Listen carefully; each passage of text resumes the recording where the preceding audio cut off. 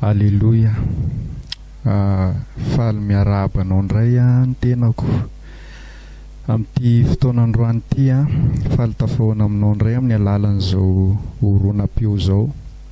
Sotran'i Jesosy tsika fa nomeny tombony indray afaka mbola hamatatra ny sitrapony, afaka mbola hamatatra indray ny lalany sy ny fahamarinany tenako mpanompon'Andriamanitra nirina hatramin'ny miaraka aminao amin'izao fotoana zao dia manasanao mpitiavana indray eo ambany fitarihan'ny fanahy masina amin'izao fitohizan'ny fampianarantsika sy ny toriteny. Marina matole izy hoe fampianarana sy toriteny dia fangaro ao zay zavatra zay. Ny toriteny manko dia andraisanao finoana, ampitombo ny finoanao, ary ny fampianarana dia andraisanao fahalalana. Andraisanao fahalalana dia mila mifameno foana ireo. Raha manam-pahalalana ianao nefa tsy manam-pinoana dia ho avonavona ho anao fotsiny izany. Ho avonavona ho anao fotsiny izany hoe manam-pahalalana be ianao, fa ny fahalalana anananao rehefa tsy tonga finoana ao anatinao dia fieboeboana fotsiny izany, fa lasa fitsaratsarana olona fotsiny, lasa fiavana vonana olona fotsiny, fa tsy nefa tsy tonga fiainanao akory le izy. Eo koa nefa hoe mila manam-pahalalana satria ozy ny tenin'Andriamanitra hoe tsy tsara raha tsy manam-pahalalana ny fanahy, fa izay mezaka ho salahy izy dia diso lalana. Tsika zany raha manam-pinoana nefa tsy manam-pahalalana dia mety hanaonao foana koa tsika, lasa minomino foana. Ny olona rehefa minomino foana dia lasa manaonao foana, satria ny zavatra inoanao tonga fiainanao foana io. Raha tsy voatery amin'ny fanjakan'Andriamanitra ny sehatry ny finoana, fa na eo amin'izao tontolo izao raha misy olona manana finoana zavatra hafa dia ny finoana ananana iny satria izay ny fahalalana ny eritreretiny, fa mety dia iny dia mitarika azy anaonao foana iny. Finonom-poana zany rehefa tsisy fahalalana dia lasa mampanaonao foana, ka izay mahatonga an'ilay izy hoe miaraka ato ny fampianarana sy ny toriteny sady mandray fahalalana ianao, mandray fampianarana koa, mandray toriteny ampitombo ny finoanao. Ka dia ndetsika hivavaka ametraka zao fotoana zao eo am-pelatanan'Andriamanitra. Jesosy misaotra anao indray izay fa nomenao tombo indray ahafahana mifampizara ny teninao amin'ity fotoanandroany ity. Dia vavaka sady aho an'ity rahalahy ity, vavaka sady aho an'ity ranabavy ity mba tena ianao ny asa fanahy masina ao am-pony tsy ny fahalalako na ny tenako na izay eritreretiko mety ao aminao Jesosy fa mba tena ho fampitomboana azy ampahery azy eo amin'ny fanjakanao, lehilahy mahery ho vehivavy mahery, fitaovana eo am-pelatanao hijoro vavolombelona ho an'i Kristy tokoa. Dia mivavaka ho azy sady mba hanome fahazavan-tsaina ho azy ianao Jesosy hatakara ny teninao, tondray izy, ampitomboy izy amin'ny alalan'ny teninao dia taio zao fotoana zao eo ambany fanatrianao hatrany. Tananao ny hitsotra ao amin'ity rahalahy ity Jesosy, tananao hitsotra ao amin'ity ranabavy ity Jesosy. Andray ny teninao tena avy aminao tokoa izy, dia misaotra ray eo, misaotra Jesosy. Amen. Eny ary hanomboka amin'ny fotoantsika androantsika dia hijeriny amin'ny hoe mila fatatsika tsara ty lalana izay izorantsika ity miaraka amin'ny Jesosy ity. Be dia be ny olona miditra ao amin'ny fanjakan'Andriamanitra dia samy manana ny antony. Mety tena nandalo fibebahana ilay olona, fa ny antony nidirany tao amin'ny fibebahana ohatra dia mety nandre toriteny izy hoe mialahy ny fahotanao ianao dia ho tahina ianao, mialahy ny fahotanao ianao dia ho ambinina ianao, ho tahina ny fiainanao eto an-tany. Dia mety niditra tamin'ny fibebahana tokoa ilay olona, niala tamin'ny fahotany tokoa izy, fa zao amin'izay ny zavatra mitranga aorianan'izay, satria izay ny teneniko hoe ny fibebahana dia vavahady fotsiny ihany io, vavahady idirana io fa mbola misy lalana aorianan'io. Ka raha diso ny fotsika tamin'ny vao niditra amin'ny fibebahana, mety be dia be ny mpitory, mety ohatra hoe raha teo vovany ny olonanao dia manatona an Jesosy ianao, mety zavatra ho marina izany fa tsy tokony izany ny vavahady idiranao ny fanjakan'Andriamanitra. Afaka mamamy problemanao Andriamanitra amin'izay arak'izay fotoanany, araka ny sitrapony. Mety ohatra hoe nidiranao tao amin'ny fanjakan'Andriamanitra hoe mba te ho sitrana fotsiny, dia mibebaka ilay olona dia tena fibebahana mitondra fanasitranana tokoa, tena fahamarinana izany. Fa tsy tokony izay ny tena fiatomboana hiatomboanao amin'i Jesosy ary ireny mety fitaovana fotsiny ireny hoentin'Andriamanitra ahafahanao miditra ao amin'ny fanjakan'Andriamanitra. Fa tsika rehefa tonga ao amin'ny fanjakan'Andriamanitra dia misy zavatra tokony, misy fahamarinana tokony ho azontsika amin'izay, misy fahamarinana tokony ho takatritsika amin'izay fa tsy dia voatery hoe ho an'ny tenantsika foana amin'izay ny arahantsika amin'Andriamanitra, fa tena misy fahamarinana mila fantatra. Ka ary izay nidirantsika androany hiditsika androany niditra tamin'ny vavahady ety ianao niditra tamin'ny vavahady tery ianao ary rehefa tafiditra tamin'ny vavahady tery io ianao dia hizotra amin'ny lalana tery. Niditra tamin'ny vavahady tery ianao dia hizotra amin'ny lalana tery. Araka ny teniko foana, araka ny teniko tery aloha hoe tia miaraka amin'ny Jesosy ity misy zavatra be dehibe mety hoatrehana amin'izay. Izao zavatra kely tsara ampahafantarana antsika ity hamelon'ny fotoana. Misy olona manafangaro ny antson'ny zanak'Israely sy ny antson'ny kristianina. Tsy mitovy ny antson'ny zanak'Israely sy ny antson'ny kristianina. Ny Israely rehefa nisoron'i Jehovahandriamanitra iray teo ambany fifehezan'ny Farao izy dia ho any amin'ny tany Kanana, izany hoe zavatra teto tany, zavatra hita maso, tontolo hita ny zavatra nampanantenan'Andriamanitra anazy. Fa izao kosa ny kristianina tsy zavatra eto tany intsony nampanantenan'Andriamanitra azy tamin'ny alalan'i Jesosy Kristy, fa tontolo ara-panahy amin'izay. Ary izany nahatonga an'i Jesosy tena niteny hoe aza miary harena eto tany nareo fa miary harena any an-danitra, fa izay toerany harenanareo dia ho any koa ny fonareo. Eto izany tsika tena mila mahitsy sy mazava amin'izay ny fontsika sy ny fijerintsika, fa ny antson'Andriamanitra tsika dia tsy eto amin'ity izao tontolo izao ity intsony. Za tsy miteny hoe dia amelanao irery amin'izay Andriamanitra rehefa eto ianao, fa dia ataovy izay hatongavanao any an-danitra. Andriamanitra miaina amin'ny fahasoavantsika mandra-pahatonga antsika any amin'ny fiainana mandrakizay. Fiainana mandrakizay tontolo ara-panahy tsy hitantsika eto an-tany izany fiainana mandrakizay izany, tsy hitantsika eto izany, fa amin'ny finoana mila tena resy lahatra ianao araka ny fahamarinana rehetra izay efa nizaraina taminao sy izay mbola ho zaraina aminao. Mila resy lahatra ianao fa mila azonao antoka, fa mila ho fanantenanao fa andova fiainana mandrakizay ianao. An'ilay tany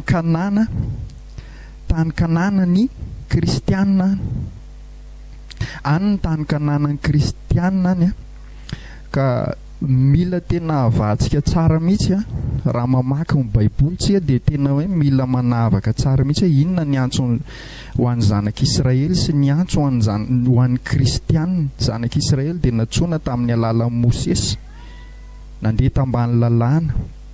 Ny kristianina kosa dia natsoina tamin'ny alalan'i Jesosy Kristy eo ambany fahasoavana. Ary ny antsoinan'ny zanak'Israely dia tontolo hita tetỳ amin'ny tany, ary tena hoe resaka fiainana eto an-tany mihitsiny, fa tsisy resaka fiainana mandrakizay mihitsiny. Fa ny kristianina kosa dia ambony lavitra an'izay, dia ilay mandrakizay mihitsiny ny antsoina azy ianao. Ary na ny zanak'Israely ara dia nitoriana ny fanjakan'Andriamanitra io. Izay no nahatonga ny fariseo sy ny sadiseo tao amin'ny fandahatra tamin'i Jesosy mihitsy, satria hafa mihitsy amin'izay ny zavatra nentin'i Jesosy.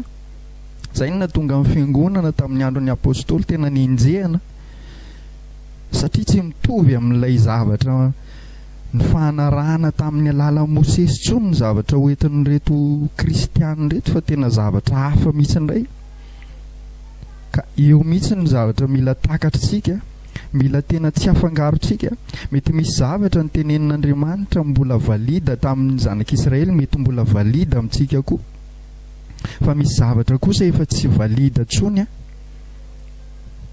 ny amin'ny antson'ny zanak'Israely sy amin'ny antson'ny kristianina. Sy ny fomba fiarahana amin'Andriamanitra misy endrika tsy hitovizany tsony. Tamin'ny zanak'Israely mbola mandeha ny fisoronana mamono biby, mitandrina zavatra be dehibe. Fa tsika kosa amin'izao miaraka amin'i Jesosy izao,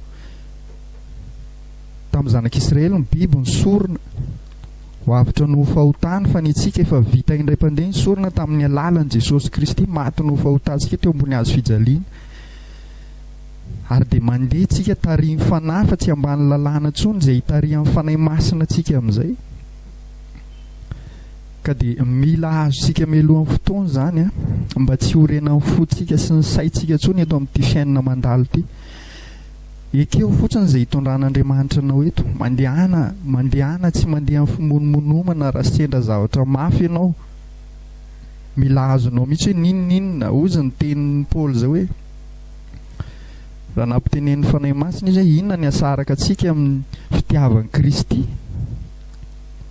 Mosary va, fanenjehana va, sabatra va, fahoriana va? Zany mety zavatra ho hita eto an-tany daholo zany, fa izao mila takatritsika hoe ninona zava-mitranga eto. Tsy zany ny asakana antsika amin'ilay antson'Andriamanitra izay nataony tamintsika dia fiainana mandrakizay. Ka dia mila azontsika zany mialohan'ny tena hidirantsika amin'ilay hoe niditra tamin'ny vavahady tery ianao ary izotra amin'ny lalana tery amin'izao fiarahana amin'ny tompo izao. Ndetsika hamaky tenin'Andriamanitra ao amin'ny Matthieu 7 ny 17 ka sy ny 14. Matthieu 7 ny 17 sy ny 14. Matthieu 7 ny 17 ka hatramin'ny 14. Manasanao trany ampitiavana raha manana baiboly ianao dia sokafo ny baibolinao sokafo ny baibolinao dia hiaraka maka ny tenin'Andriamanitra tsika. Ho antsika kosa izay tsy manana dia manasanao hiaino tsara ny tenin'Andriamanitra. Matthieu 7 ny 17 ka hatramin'ny 14. Matthieu 7 ny 17 sy ny 14. Toy izao mivaky ny teny amin'ny anaran'i Jesosy Kristy Tompontsika. Midira ny vavahady ety ianareo, fa lehibe ny vavahady, ary malalaka ny lalana izay makany amin'ny fahaverezana, ka maro ny miditra any. Fa eto ny vavahady ary tery ny lalana izay makany amin'ny fiainana, ka vitsy ny mahita azy. Vetsika indray mpandeha hoe midira ny vavahady ety ianareo, fa lehibe ny vavahady ary malalaka ny lalana izay makany amin'ny fahaverezana, ka maro ny miditra any. Fa eto ny vavahady ary tery ny lalana izay makany amin'ny fiainana, ka vitsy ny mahita azy. Teto Jesosy dia efa nampiomana sady an'ireto mpianatra an'ireto hoe izao lalana izorina miaraka amiko izao lalana tery izao, vavahady ety izao. Ozy ny tenin'Andriamanitra etsy hoe midira ny vavahady ety ianareo. Efa tafiditra tamin'ilay vavahady ety ianao raha ohatra ka efa niditra teo amin'ny fibebahana. Satria eo amin'ny fibebahana ny tena vavahady foana ho hidirina amin'ny fanjakan'Andriamanitra. Tsy misy olona afaka miditra ao amin'ny fanjakan'Andriamanitra zany raha tsy olona efa manaiky anary ny fahotany, manaiky tena hoe tsy mendrika ao an'Andriamanitra zany olona mbola makafy fahotana zany. Za tsy miteny hoe tafiditra ao amin'ny fanjakan'Andriamanitra ianao dia efa tanteraka ianao rehefa tafiditra amin'ny vavahady, fa ny zava-dehibe aloha ny ao am-ponao dia efa manomboka makahala fahotana. Na dia mbola misy takaitra n'izao tontolo izao ary mbola hita miseho ety ivelany aminao fa ny zava-dehibe ny any am-ponao efa mahitsy ao anatrehan'Andriamanitra fa olona vonona ka toy ny sitrapony amin'izay ianao, ny amin'izay sitrapon'Andriamanitra ho asehony ianao tsikelikely amin'ny alalan'ny fanahy masina. Maninona moa ny teo amin'ny fibebahana ny vavahady ety? Satria izao eo dia efa manomboka mila manary zavatra ny olona anankiray, mila mafoy ny olona anankiray ny zavatra nankafiziny teto amin'ity zao tontolo zao ity. Be dia be ny olona toriana amin'ny filazantsara, fa tsy voatery ny olona rehetra toriana amin'ny filazantsara na voatery ny olona rehetra asainao mibebaka no hiditra amin'ny fibebahana zany, satria nahoana misy zavatra matetika mbola misy zavatra ankafiziny eto amin'ity zao tontolo zao ity, tsy tiano ariana intsony, tsy tiano ariana mihitsy. Mety io ny ivelomany, ohatra hoe miaina amin'ny tsy fahamarinana, miaina amin'ny kolokolo izy, zany ny amelomany ny vady aman-janany. Dia rehefa maheno ny tenin'Andriamanitra izy hoe mila mibebaka izy miala amin'izany kolokolo zany, ohatra dia mandeha toa dia mandeha sahady ny eritreritiny hoe dia inona zany ny amelomako ny vady aman-janako, dia ahoana, dia nefa nandritry ny amapolo taona maro izy niaina tamin'io fanaovana kolokolo io, ohatra tamin'io tity kely io, mangalangalatra ao am-piasana, zany ny tena hoe nampiany karama ny isam-bolana ohatra. Dia eo dia efa tery le lalana ho anazy hoe aleo hijanona amin'izao ihany fa mafy be zany. Dia ahoana ny fiainako zany, tery le lalana teo, tsy zany ihany fa be dia be mety ohatra hoe mety misy olona tena hoe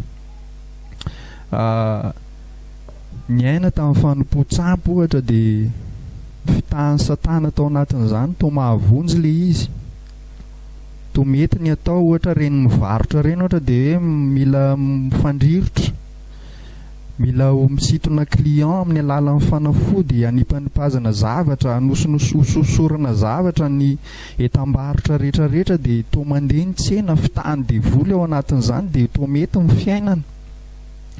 Fa rehefa maheno ny tenin'Andriamanitra izy amin'ny fotoana iray, dia asain'ny fanahy masina tena hoe miala amin'izany zavatra fanompo-tsampy rehetra zany. Dia hoy izy hoe dia ahoana zany, tsy handeha intsony ve zany ny tsenako, tsy hisy client intsony ve za?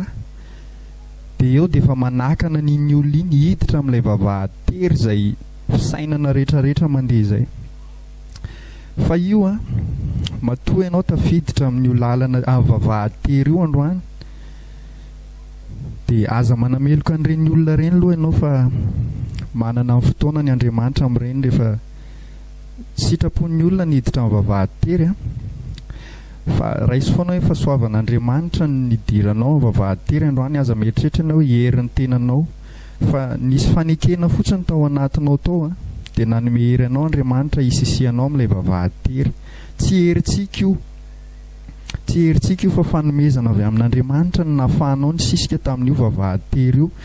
Tsy afaka niavonavona mihitsy tsika hoe tena tsika zany ny enjana be, fa tena fahasoavan'Andriamanitra ny zavatra rehetra ka misaora azy, tsy tsika ny tia azy voalohany fa izy nefa ny tia antsika taloha. Tsy isika ny fidy azy fa izy nefa mifidy antsika taloha. Mety manana fotoana hikasihan'Andriamanitra azy ireny olona ireny mba tahaka an'ireny koa tsika taloha, fa misaora n'Andriamanitra androany ianao tafiditra amin'izao vavahady-tery zao. Dia ankehitriny ary tafiditra tamin'ilay vavahady-tery tsika, dia hoy ny tenin'Andriamanitra hoe fa lehibe ny vavahady ary malalaka ny lalana izay makany amin'ny fahaverezana ka maro ny miditra any. Eo moa tsika tsy dia hiditra lalina be amin'iny, satria lalan'ny mpanoty ny atsika, ny lalantsika mizotra miaraka amin'ny Jesosy ny tena hidirantsika lalina. Fa raha sitsika teny kely fotsiny dia hoe eto amin'izao tontolo izao tena malalaka ny fakapanahy eto amin'izao tontolo izao. Be dia be ny zavatra hisarian'ny satana ny olona eto amin'izao tontolo izao, havariana azy amin'ny filany nofo maro isan-karazany, filany fijangajangana, ny halatra, ny famonoan'olona. Tena malalaka ny olona, tsy ampianarina hanao ratsy zany ny olona, fa tena tonga dia mahay ratsy ho azy. Tsy misy ampianarina mandainga, tsy misy ampianarina mangalatra, fa dia mahay ho azy eny. Malalaka be le izy. Matetika eto amin'izao tontolo izao dia ny zavatra tsara foana no ampianarina, izahana ny sain'ny olona mba tena hanana toetra tsara, izahana zany hoe ho tsara fitondran-tena, fa ny ratsy foana misarika ny olona matetika, satria ahoana ilay nofo tena mbola misarika be ao anatiny ao. Izay mahalehibe an'ilay vavahady any amin'ny fahaverezana. Tsy azony amin'ny zavatra anankiray ny olona anankiray, tsy azony satana amin'ny vavahady ny fijangajangana ohatra ny olona anankiray, dia anokafa amin'ny vavahady malalaka indray ho any amin'ny fangalarana. tsy azony any amin'ny vavahady ny fakapanahany fangalarana ny olona anankiray dia any amin'ny famonoan'olona zany zavatra vavahady be dia be any amin'ny fanompo-tsampy. Ary rehefa tonga ao izy dia misy lalana malalaka vao may sokafan'ny satana amin'izay rehefa tafiditra ao amin'ny fakapanahara iny izy. Eo aloha zany ilay vavahadin'izao tontolo izao io ilay malalaka miditra amin'ilay fakapanahy.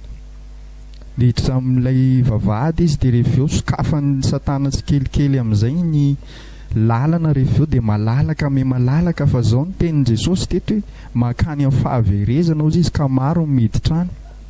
Hitanao tena be dia be ny olona tena vitsy ange zany olona mino filazantsara zany raha oharina amin'ny amaroan'ny olona eto amin'ity zao tontolo zao ity. Tena vitsy zany hoe tena miditra amin'izany fibebahana zany satria ny olona zany tena mitady ho an'ny tena fotsiny filany nofo ny tena akamaroany fa dia misaora ny tompo ianao androany, misaora ny tompo ianao fa fahasoavana na toy izao anao raha tafiditra amin'izao lalana zao ianao. Lalana tery io fa lalana tsara, miafara any amin'ny mandrakizay, miafara any amin'ny mandrakizay io ka mampahery ianao mba tena aharitra amin'izao hazakazaka izao ianao, aharitra amin'izao lalana zao ianao. Dia eo amin'ny 1:4 izy hoe fa eto ny vavahady ary tery ny lalana izay mankany amin'ny fiainana ka vitsy ny mahita azy. Isan'ilay vitsy tsika ary zay ny tena zava-dehibe hoe isan'ilay vitsy mahita ny lalana tery sy ny vavahady tery tsika ka misaoran'Andriamanitra. Eto ny vavahady ozy izy eo ilay teneniko hoe tsy dia hiverina be amin'iny intsony fa tery io lalana vavahady ny dirantsika io. Fa rehefa tafiditra ao amin'ny vavahady amin'izay tsika dia izao tsy vitany hoe tafiditra amin'ny vavahady tsika fa mbola misy lalana izorantsika. Ary io lalana izorantsika io dia mbola lalana tery koa io. Mila isisihana zany lalana tery zany.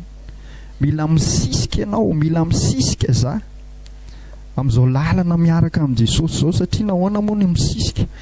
Be dia be ny sakatsakana, be dia be ny sakatsakana izay mety ahazo antsika amin'izao fiarahana amin'i Jesosy zao. Ary be dia be koa rehefa tafiditra amin'io vavahady iny olona ka rehefa nizotra tamin'ilay lalana tery izy dia misy tena miverin-dalana mivoaka n'ilay vavahady efa nidirana indray. Zany hoe miverina mihosom-potaka amin'ny fahotana indray tahaka ny zanak'Israely rehefa tena nandalo tany hevitra izy dia nisy tena teo amin'ny zanak'Israely sasany teny mihitsy hoe aleonay maty tany Egipta ihany, aleonay aty tsisy fasana ilevenana aty ozy izy zareo tamin'izany. Tsisy tongolo tany Egipta zay mihinana tongolo, tany zay mihinana voatango. Fa dia ahoana zay ny tonga aty amin'ity tany hevitra ity? Eo ilay lalana tery eo, andalo lalana tery ianao amin'ny fiarahana amin'ny Jesosy ary mila misisika ianao rehefa sendra an'izay fahatereny izay. Ahoana moa ilay misisika dia izao be dia be ny endrika fahatereny lalana. Anome ohatra vitsivitsy fa mety tsy voatanisantsika. Ohatra mety lalana tery anankiray ohatra. Amin'ny fotoana ianao maheno ny fahamarinana ny tenin'Andriamanitra, toriana aminao ny fahamarinana ny tenin'Andriamanitra. Dia izao itsika nefa mbola misy zavatra ny lovaintsika tamin'ity zao tontolo izao ity ao amin'ny fisainantsika ao.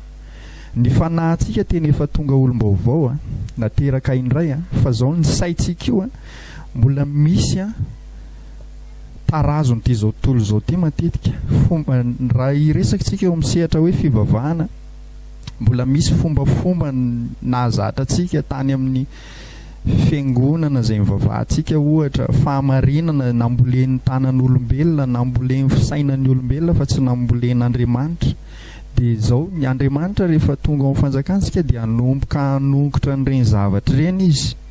Dia eo dia efa lalana tery anankiray aloha io. Misy fotoantsika maheno fahamarinan'ny tenin'Andriamanitra anankiray dia tsy mitovy an'ilay zavatra niraisintsika fontsika mbola tsy tonga ao amin'ny fanjakan'Andriamanitra ilay izy. Dia eo dia efa tery hoe ahoana zany, hanaraka an'izany ve za sa hijanona amin'ilay fombafombako ihany hijanona amin'ilay fahazarako ihany Dia eo dia efa misy zavatra mila isisihana. Rehefa tena azonao antoka hoe avy amin'ny tompo ilay fahamarinana, rehefa tena azonao antoka hoe tena tsy marina intsony ilay zavatra nijoroanao tamin'izay fotoanany tsy fahalalana izay, dia tena mila misisika ianao. Tsy aza hijerena olona io hoe menatr'olona ianao fa satria satria hoe miala mahazatra ianao hoe voahitan'ny olona ianao hoe ohatra fotsiny any me ohatra anao hoe resaka hoe batisan'ny rano ohatra mahazatra ohatra dia hoe tsy ho dia tahentsika be fa misy mahazatra anao taloha ary rehefa tonga ao ianao dia ampahafantaranao fahamarinana dia manomboka menatra ianao na matahotra ianao hoe dia hiala hivadika amin'ny finoko ve za hiala amin'izao ve za fa io rehefa tena ampahafantaran'ny tomponao fahamarinana dia tena manetretena dia mandehana aza matahotra olona zany rehefa tena fantatra fa fahamarinan'ny tenin'Andriamanitra ny zavatra anankiray ny teny anankiray dia midira ianao fa mila mitombotsika miaraka amin'i Jesosy fa tsy hoe natsoiny Jesosy sika dia hijanona eo fotsiny amin'ny fombafomba mahazatra hatramin'izay izay tsy nitondra antsika tamin'ny famonjena akory fomba mahazatra hatramin'izay izay tsy nitondra antsika nanakaiky an'Andriamanitra akory fa impiry moa tsika nefa nanao fombafomba fa tsika ilay mbola mpanota ihany ny mpanota tsika ilay mbola mpangalatra ihany ny mpangalatra tsy nampiova amin'ny fotsika ireny ary rehefa miditra amin'ny fanjakan'Andriamanitra sika dia manomboka mahira-tsaintsika omen'Andriamanitra fahazavantsaintsika ampahafantarany fahamarinan'ny teniny dia amin'ny fotoantsika tena asehoany an'izay fahamarinana izay dia mila misisika tsika isan'ny lalana tery zany za tena hijoro vavolombelona aminao isan'ny nandalo an'izany misy fotoana efa tonga amin'ny fanjakan'Andriamanitra fa misy raisonnement be dia be misy fahadisoan-kevitra be dia be amin'izay nanomboka naseho amin'ny fanahy masina hoe le ohatr'izao nge tsy araka ny sitrapon'Andriamanitra le ohatr'izao nge tsy mety dia nanomboka amin'izay niady teo hoe tsy maintsy hanajanona an'ity ve zany ary izao mila iomananao amin'ny fotoana ianao miditra amin'ny sitrapon'Andriamanitra dia eo dia efa misy lalana tery vaovao mitranga indray eo aloha ianao ihany aloha niady amin'ny voalohany hisisika amin'iny lalana iny fa rehefa tafisisika amin'iny dia vita niadinao manokana aloha fa manomboka misy indray fijerin'ny olona rehefa avy eo hoe diso lalana iny manomboka manenjika ianao ny olona hoe miala amin'ny finoana miala amin'ny mahazatra iny dia efa lalana tery vaovao indray hoe ahoana indray ity manenjika ny olona fa izao ny teniko aminao ahoanao inona ny aminy fa ianao toy izy ny lalanao rehefa fantatrao fa fahamarinan'ny tenin'Andriamanitra io nasehoan'Andriamanitra anao io izoro ny lalanao fa ny fizoranao amin'ny lalanao dia tena ahitan'ny olona anao hoe olona tsy diso lalana ianao fa tena azonao antoka io lalana izoranao io fa makany amin'ny fiainana io ary ny fijoroanao amin'io dia ampiova amin'ny fijeriny hafa rehefa afaka herintaona amam-bolana any hoe tena matoty rahalahy ty mijoro amin'ity zavatra nidirany ity matoty ranabavy ity mijoro amin'izao fahamarinana izao manitikitika ny sain'ny olona zany manomboka mikasika azy koa ny fanahy masina manomboka mikasika azy Andriamanitra hoe mba manarany diany manarany diany fa aza miandro eo izay ny ampaherezako anao mila misisikintsika fa amin'ny fisisiantsika dia ho famonjena ho an'ny hafa koa zany famonjena ho an'ny hafa ny fijoroanao sy ny fisisianao amin'ny lalana tery be dia be ny lalana endrika fisehoan'ny lalana tery mety eo ny fizahn-toetra avelan'Andriamanitra atrehantsika mba hanitsanana n'ireo toetra tsy mendrika rehetra eo amintsika izay nilovaintsika teto amin'ity zao tontolo izao ity fisainana mbola tsy mety iny zavatra amafisiko foana hoe isika rehefa miaraka amin'i Jesosy natsoinao amin'ny fahatanterantsika natsoinao amin'ny fahatanterantsika tsy hoe tanteraka isika ilay voatafiditra iny fa efa misy voan'ny fahatanterahana ao anatintsika ao fa mba hivoaka iny voan'ny fahatanterahana iny fanahy vaovao iny ilay fanahy nateraka iny dia mila tena mitresaka mihitsy ny nofontsika mila miombo voaombo mihitsy ny nofontsika maty mihitsy ny amintsika ray manontolo dia miseho Jesosy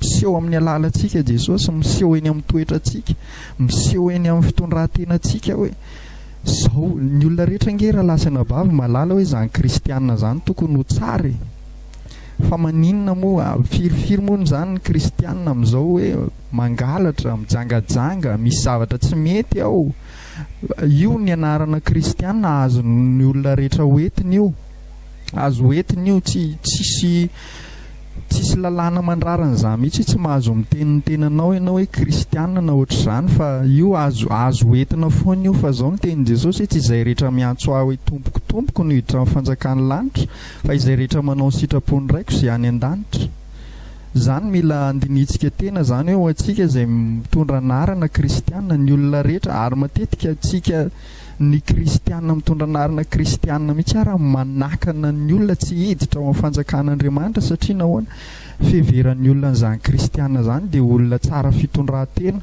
fiheveran'ny olona n'izany anarana kristianina zany dia masina fitondran-tena. Ary izay no nahatonga an'i Jesosy nampianatra an'ilay vavaka hoe ho amasinina anie ny anaranao. Ny kristianina dia natsoina hanamasina ny anaran'Andriamanitra eo amin'ny fiainana. Mila hitan'ny olona eny amin'ny zanak'Andriamanitra ny toetra an'Andriamanitra, mila mitombo tsikelikely amin'ny toe-panaraka an'Andriamanitra tsika. Ka eo mba hahafahan'io toe-panaraka an'Andriamanitra io iseho dia mila misisika amin'ilay lalana tery tsika. Misy taontsika tena avelan'Andriamanitra hitrangana zavatra eny, mety hitranga misy ny problème indraindray dia ao anatin'iny mety misy fahaverezan-kevitra, fa ao anatin'iny koa Andriamanitra mampianatra zavatra vaovao amintsika, manitsana ny avonavona, manitsana ny fitiavan-tena, manitsana manongotra ny faka mangidy rehetra any anatintsika any, ny fitiavan-tena, ny mbola tsy fahaizana mamela heloka sy ny karazany, ny fahatezerana sy ny rehetrarehetra, ireo toe-po tsy mety rehetra ny lovaintsika teto amin'ity zao tontolo zao ity dia manomboka hongotan'Andriamanitra mandritry ny fotoanany fizahan-toetra zany. Ao anatin'ireny Andriamanitra manomboka manongotra atsika, manongotra ny zavatra nambolen'ity zao tontolo zao ity. Andehany me ohatra anao mora tsotsotra any amin'ny endrikin'izany hoe fandalovana ny fizahan-toetra zany. Ohatra anome ohatra tsika hoe atody anankiray ohatra. Ny atody anankiray tsy maintsy avoakan'ny reniny aloha izy, avoakan'ilay reny akolo ilay atody dia misy tamenany ao anatin'iny atody iny, misy tapotsiny ao dia misy kirany eo ivelany. Tsy zay? Inona fa malala atody daholo tsika. Zany hoe eo aloha ilay nateraka indray, nateraka n'ilay reny akolo izy, iny ianao ilay nateraka Andriamanitra mihitsy aloha. Fa iny atody iny tsy maintsy mbola kotrihan'ny reny mandritry ny 120 andro iny, zay vao mivoaka ilay zanak'akoho ao. Raha vakinao iny atody iny amin'ny fotoana ilatsahany avy ao amin'ny renin'akoho iny dia tsy mahita zanak'akoho zany ianao, fa tamena ny hitanao dia tapotsiny. Fa zao nefa ny zava-mitranga, efa ao anatin'iny daholo ny mason'ilay akoho kely, ny vavany, ny tsinainy, ny elany, ny tongony, ny mombamomban'ilay akoho kely rehetrarehetra dia efa ao anatin'iny tamenany sy tapotsiny iny. Fa mbola tsy hita ilay izy, fa mbola saroman'ilay kiran'atody ao. Dia mila kotrihan'ilay reny akoho iny mandritry ny 120 andro. Afaka ny 120 andro dia vaky mitesaka ilay kiran'atody dia mivoaka ilay akoho kely. Tsy tamenany sy tapotsiny intsony sisa ny hitanao, fa efa akoho ara-dalàna, miseho endrika tsara rehefa vaky ilay kiran'atody.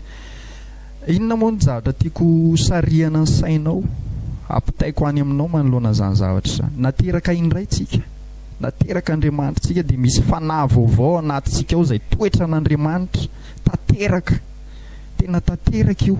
Ilay endrikin'ilay zanak'akoho kely tamenany sy tapotsiny fotsiny mbola ao anatinao amin'izao, mbola ao ilay izy, fa mbola fonosiny nofo iny ilay kiran'atody, mbola misy endrika nofo be ty amintsika ty. Fanahy ao anatintsika zany dia efa tena toe-panaraka an'Andriamanitra ao, efa ao daholo ny toetra ny Kristy rehetra, toetra tsara rehetra ao anatiko, ao anatinao.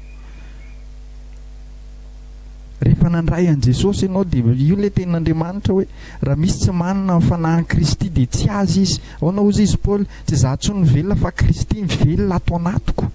Misy toe-panaraka an'Andriamanitra, efa napetraka Andriamanitra ao anatinao sy ao anatiko amin'izao. Fa izao nefa mila mandalo an'ilay fazany 120 andro izy raha amin'ny akoho. Fa ny antsika indray dia miankina amintsika io, mila mandalo. Hitanao ny atody rehefa kotrihany reny ao dia mandalo hafanana be io, hafanain'ilay reny akoho ao izy, dia misy hafanana mahazo an'iny atody iny ao, dia iny manomboka mampivoaka tsikelikely an'ilay zanak'akoho ao anatiny, manomboka miforona ny masony, manomboka mivoaka ny ny vavany, ny kibony, ny elany, ny tongony, dia tonga ny 120 andro lasa kokely izy dia mitesaka lay kirana to. Dia ohatr'izay koa zasy ianao ampandalovon'Andriamanitra zavatra mafytsika indraindray, izay le lalana tery. Ampandalovon'Andriamanitra tena zavatra mahavery hevitra tsika indraindray, fa reny zavatra reny dia fitaovana tahaka ny hoe ikotehan'Andriamanitra tsika mihitsy reny ny ikotehan'Andriamanitra tsika ivoan'ilay toe-panahan'Andriamanitra ao anatiko sy ao anatinao, manomboka mamovo tsara tsikelikely amin'izay tsika, manomboka mitsana amin'ny fiavonavonana, manomboka mitsana amin'ny fitiavatena, manomboka mitsana amin'izay ny filan-dratsy maro isan-karazana, manomboka mitombo amin'ny toe-panaharaka an'Andriamanitra ianao. Ary eo le fahatanterahana rehefa foy izy dia mivoaka mitesaka 100 isan-jato lay nofo, vaky lay kirana tody dia mivoaka lay akoho kely. Iny lay tandindon'i Jesosy iny. Manomboka tsy hita amin'izay zasy ianao, fa manomboka lay fanahy napitraka-Andriamanitra tao anatiko sy tao anatinao amin'izay iny amin'izay no hitan'ny olona hoe iny Jesosy iny. Tsy zasy ianao ny Jesosy fa miseho amin'ny alalako sy amin'ny alalanao Jesosy. Hita amin'izay le toe-panaraka an'Andriamanitra, ny toetranao, ny toetrako, lasa olona manam-pitiavana, lasa olona mamindra fo, be famelan-keloka, mandefitra hatramin'ny tsirariny ara. Jesosy zany ange nandefitra ny tsirariny. Inona moa ny tena tokony ho antony namonoana an'i Jesosy teo ambony hazo fijaliana? Tsisy anie. Mifanohitra amin'izany ara ohatrany hoe olona tokony hatsangana ho mpanjaka mihitsy, satria nanasitrana marary sy ny rehetrarehetra. Zavatra tsara ny nataony, fa dia ahoana nandefitra ny tsirariny izy. Dia toetra ny Jesosy rehetra zany mila hita eo amintsika. Natsoina hanahaka ny Jesosy sika, mila azo sika zany, tsy natsoina ho an'ny tenantsika tsika hoe natsoina hoe mba hanan-karem-be na hanam-bolam-be. Tsy izay ny antsontsika raha lasana bavy ao ka tsy diso fijeritsika. Za tsy miteny aminao hoe dia tsy hanam-bola ntsony ianao, za tsy miteny aminao hoe tsy afaky ny hanambona anao Andriamanitra, tsy izay, fa tsika mihitsy mila mahatakatra hoe inona ny tena niantsoan'Andriamanitra tsika. Hanahaka ny Jesosy, tsy hoe ho tonga Jesosy fa hanahaka ny Jesosy. Hanahaka ny Jesosy amin'izao fiarahantsika amin'izao. Dia eo le mahatonga antsika lasa vavolombelon'ny Kristy amin'izay, satria maneho fahaveloman'i Jesosy eo amin'ny fiainantsika, tsika amin'ny fitondran-tena tsara rehetra, amin'ny fitondran-tena mendrika, amin'ny filazantsara. Dia mba hahatonga an'izany rehetrarehetra izany dia izay le mila hisisihana amin'ny lalana tery. Mety ampandalovon'Andriamanitra zavatra mafy ianao amin'izao, tsy hoe mety fa tena misy taona ianao tena handalo, mety fahaverezan-kevitra mihitsy, tsy fantatro izay mety. Andriamanitra ihany koa nefa malala izay zakany tsirairay avy. Ary fahasoavan'Andriamanitra, ny Andriamanitra tsy mamelanao irery zany ao anatin'io lalana tery io. Andriamanitra zany tsy miteny anao hoe dia hoe tsy maintsy mandeha amin'io ianao fa za melanao irery. Andriamanitra hitanao tsara ny fiasan'Andriamanitra eo amin'ny fiainanao mandritra izany fisisihanao amin'ny lalana tery zany. Mety tena ohatrany mandeha amoron-antsana ianao mandeha amin'io lalana io, mety tena mampatahotra zany raha ny fijerinao, fa zao finoana ny andehanantsika fa tsy fahitana. Mety misy taona ianao tena miondrika, fa zao foana ny ataova ao anatinao rehefa tadidio zao fampianarana zao, tadidio ny antson'Andriamanitra aminao. Hanahaka ny Kristy ary andova fiainana mandrakizay ho tonga vavolombelon'i Jesosy. Ka dia mampahery anao amin'izany lalana izany. Mila tena ao anatinao zany, mila tena mitombotsika amin'ny toe-panaraka an'Andriamanitra.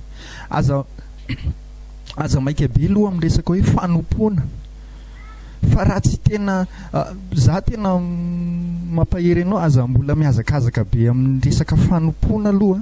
Fa aleo aloha zasy ianao misy no amboarin'Andriamanitra, aleo aloha zasy ianao misy no ampianarin'Andriamanitra, anitsana zavatra be dehibe eo amintsika mihitsy aloha ny fanahy masina. Dia rehefa manomboka io maheno fahatsapahana eny foana ianao hoe za zao tena mijoro vavolombelona aminao.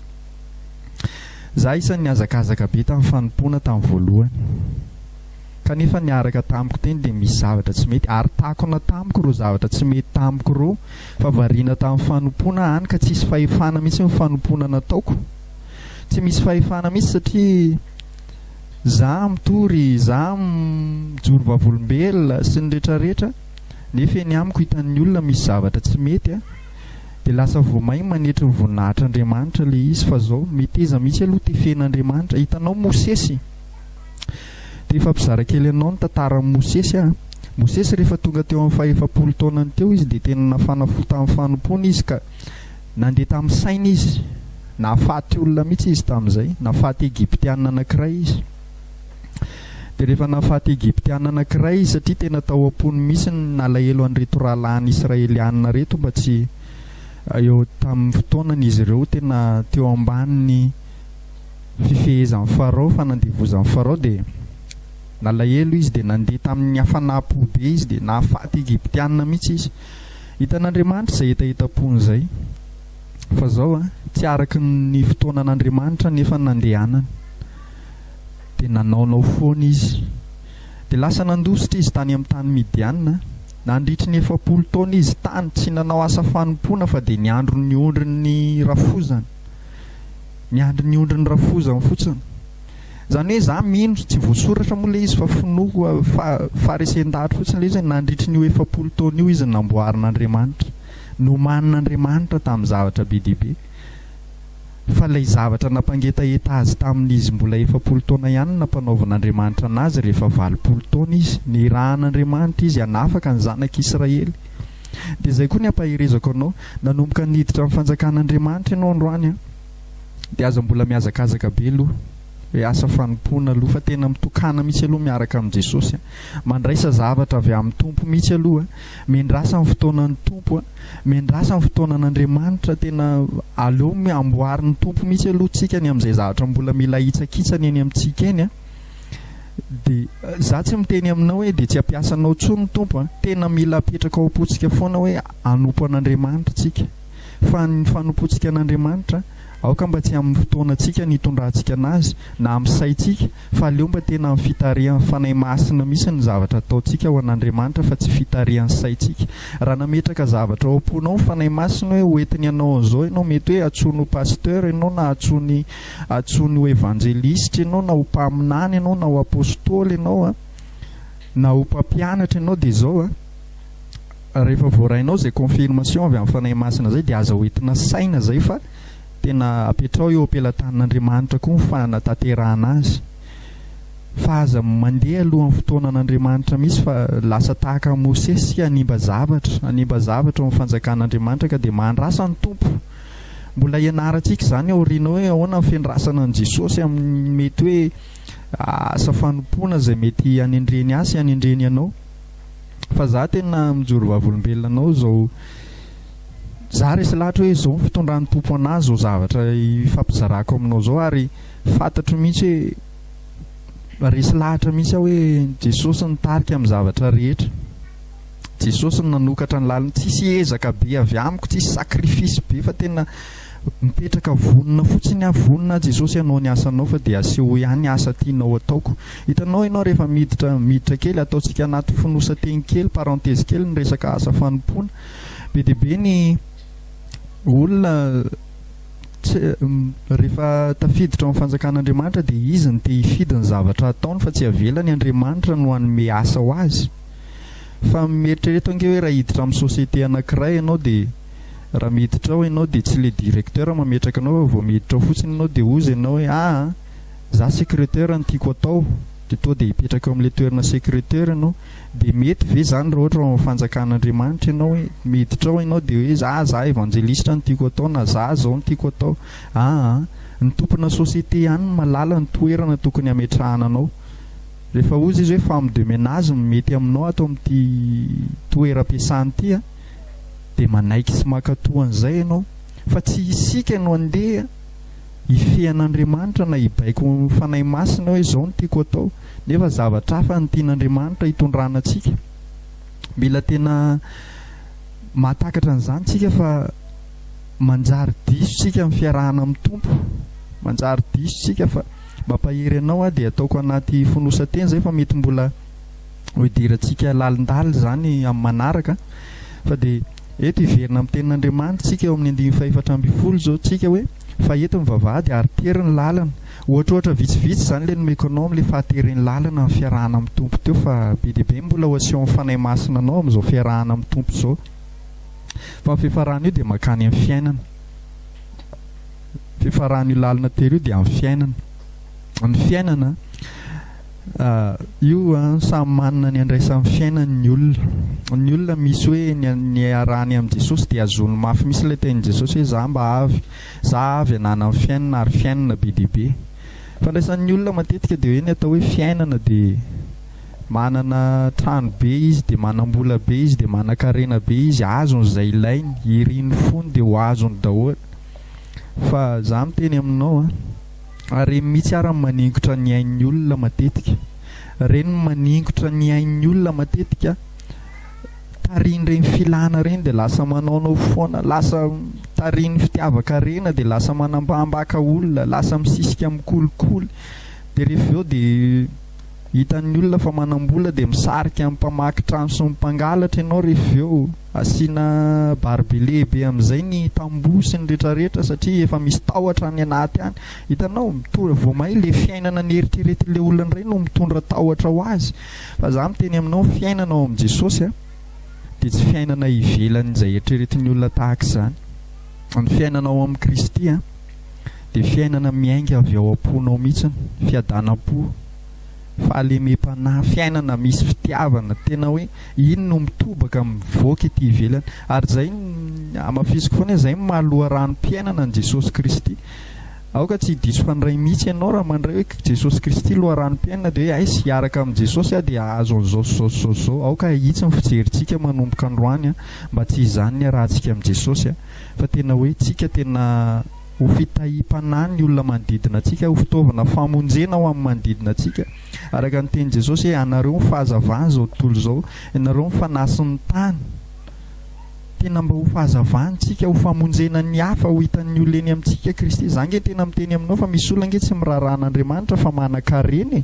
Misy olona tena tsy miraran'izany Jesosy izany, tsy mandeha araka ny herin'ny tena fa manam-bola, manan-karena mihoatra lavitra n'izay olona mieritreritra hoe te ho tahian'Andriamanitra izy. Afaka manao ny kajikajiny rehetra izy dia manam-bola izy. Ka ozy ny ten'Andriamanitra raha amin'izao fiainan'izao ihany ny anatenantsika ny Kristy dia mahantra indrindra noho ny olona rehetra tsika. Satria mba misy olona tsy miraran'Andriamanitra koa fa manana an'izany. Tsy aleo ve raha izany ny arahana amin'i Jesosy, tsy aleo miady amin'ny herin'ny tenantsika fotsiny tsika dia manana. Fa za miteny aminao fiarahanao amin'i Jesosy aza orina amin'izany. Fa horeny mihitsy voalohany aloha tena andova fiainana mandrakizay ianao ary eto an-tany ianao mba ho vavolombelon'ny Kristy, anana ny toetran'ny Kristy, anana ny toe-panaraka n'Andriamanitra rehetra izay fa nanomezako ohatra anao tamin'ilay akoho, zanaka akoho kely teo, ilay atodiny kotrehana teo ka dia mampahery anao amin'izao lalana ny fidianao izao. Za koa mba isan'ny fidy an'izao fa hatramin'izao mbola tsy nanenina. Na dia mafy ary efa nisy zavatra mafy be dia be ary ny lalovana fa tsy nanary Kristy tao anatin'izany rehetra izany. Nanokatra lalana izy, tsy namela irery izy. Tena betsaka mety mbola isy fotoana ifampizarana an'izany raha sitrapon'ny Tompo hoe inona mety mba efa lalina azo ifampizarana aminao ny amin'izao fiarahana amin'ny Tompo izao. Fa za tena mampahery anao fa tsy namela irery, tsy namela irery izany Jesosy fa tena naneho foana izy hoe eo izy miaraka amiko, eo izy mitantana anana dia mafy ary ny zavatra hatrehany, na dia mafy ary ny zavatra lalovana dia nanokatra lalana izy maneho. Ary ao anatin'izany fotoana izany dia misy toetra vaovao manomboka voleny, misy toetra mitsana, misy toetra ratsy hitanao hoe niala taminao tao anatin'ilay fizahany toetra, fa misy toetra vaovao, toetra tsara mivoaka eo aminao, mamovo tsara ianao, mamovo mendrika fibebahana ianao.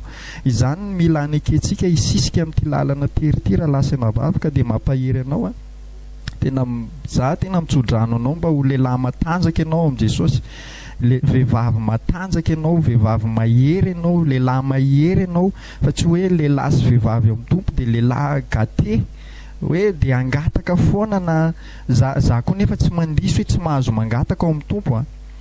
Afaka amin'ny fotoantsika mety hoe mandalo an'izany fizahantooetra na tsy fantatro izay mety zavatra mafy atrehantsika dia azo atao tsara mangataka amin'Andriamanitra. Rehefa Andriamanitra io zany tsy resaka forme be io hoe dia rehefa miaraka amin'ny Tompo sika dia tsy mahazo mangataka ninninina, fa ohatran'i Jesosy ihany io.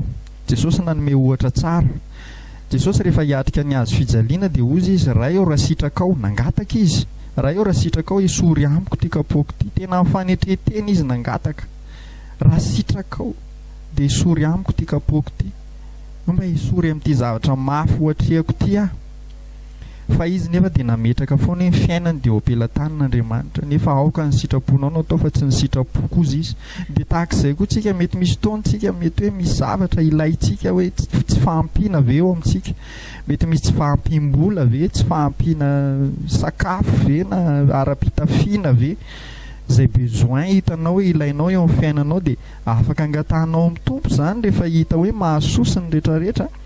Fa tsika mila manaiky foana ny fitantanan'Andriamanitra ka aza tezitra raha sanatria ka hoe raha sendra ka hoe tsy mivaly ilay vavaka, mety tsy izay ny lalan'Andriamanitra.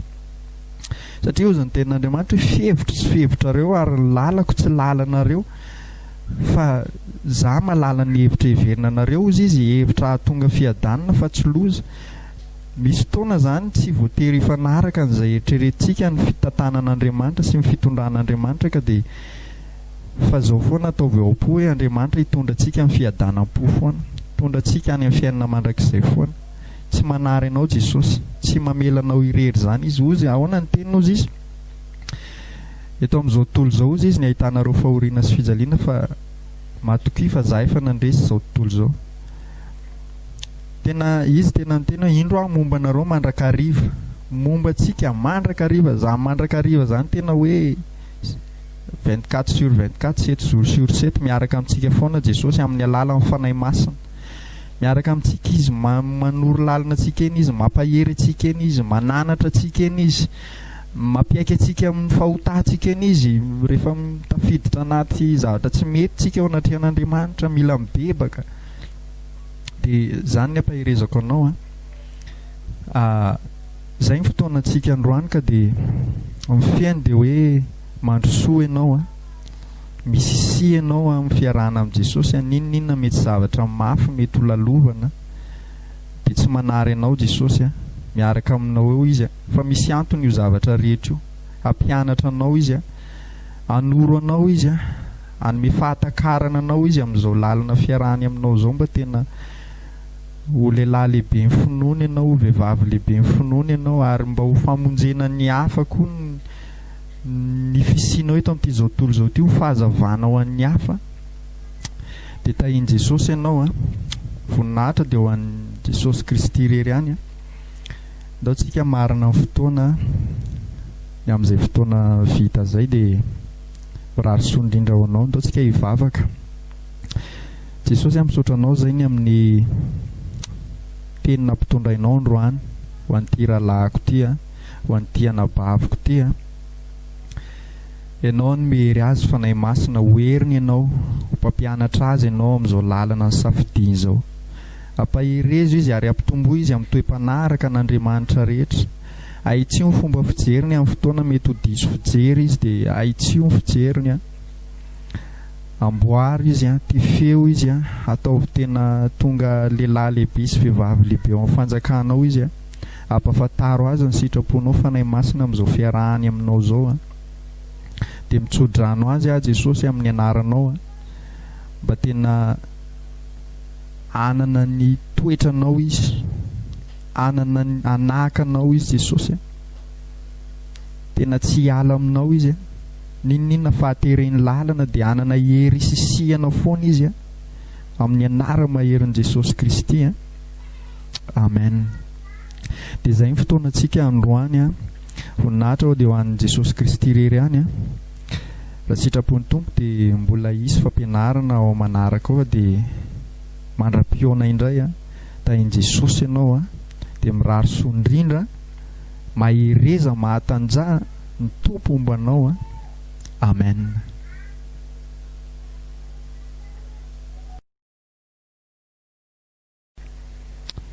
Alléluia.